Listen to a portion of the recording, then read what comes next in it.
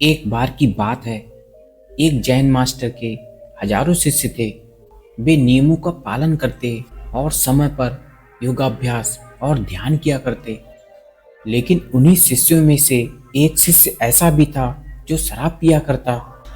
वह ना तो नियमों का पालन करता और ना ही समय पर पूजा पाठ, योगाभ्यास और ध्यान किया करता। उधर मास्टर धीरे धीरे बूढ़े हो रहे थे और आश्रम में हमेशा ही ये चर्चा हुआ करती कि मास्टर ना जाने किसे अपने रहस्य बताएंगे और ना जाने किसे अपना उत्तराधिकारी नियुक्त करेंगे। उधर सभी शिष्यों का ये अनुमान था कि मास्टर के सभी शिष्यों में से एक शिष्य ही उस आश्रम का एकमात्र उत्तराधिकारी बनेगा।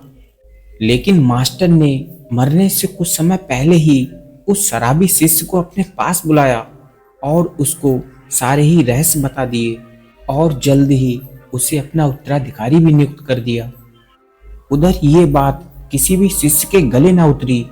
तभी सभी शिष्यों ने उनका विरोध करना शुरू कर दिया। एक शिष्य बहुत ही क्रोध में बोला, कितना शर्मनाक है ये। हमने एक गलत मास्टर के लिए अपना कितना कीमती समय बर्बाद कर दिया। उसने हम जैसे गुणवान शिष्यों को चुनने की बजाय उस शराबी शिष्य को उत्तराधिकारी चुना। तभी उस शिष्य की बातें सुनकर मास्टर बोले कि मैं केवल अपने रहस्य उसी को बता सकता था जिसे मैं अच्छी तरह से जानता हूँ। तुम सभी बहुत गुणवान हो, लेकिन तुम सभी शिष्यों ने मेरे सामने केवल अपनी अच्छाई ही रखी है, अर्थात अपनी बुराइयों को कभी भी मेरे सामने नहीं आने दिया, जो कि बहुत खतरनाक है क्योंकि अक्सर ही इन गुणों के पीछे इंसान का घमंड और पाखंड, हिंसा ये सब छुपी रह जाती है।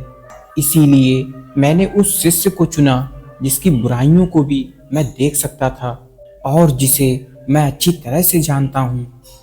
तो दोस्तों, इस कहानी में गुरु ने हमको ये बताया है कि हमें यकीन सिर्फ उसी पर करना है जिससे आप भली भांति परिचित हों, जिसको आप अच्छी तरह से जानते हों, जो सिर्फ अच्छा ही अच्छा है। असल जिंदगी में वह बहुत बुरा है। जिस व्यक्ति की अच्छाई और बुराई दोनों आपके सामने हों, उस इंसान पर आप अपनी बुद्धिमानी का प्रयोग करते हुए उस पर यकीन कर सकते हैं और ऐसे इंसान को आप अपने जीवन की कुछ सीक्रेट्स बातें भी बता सकते हैं जिससे कि आपका जीवन सुखमय और आनंदमय बना रहे।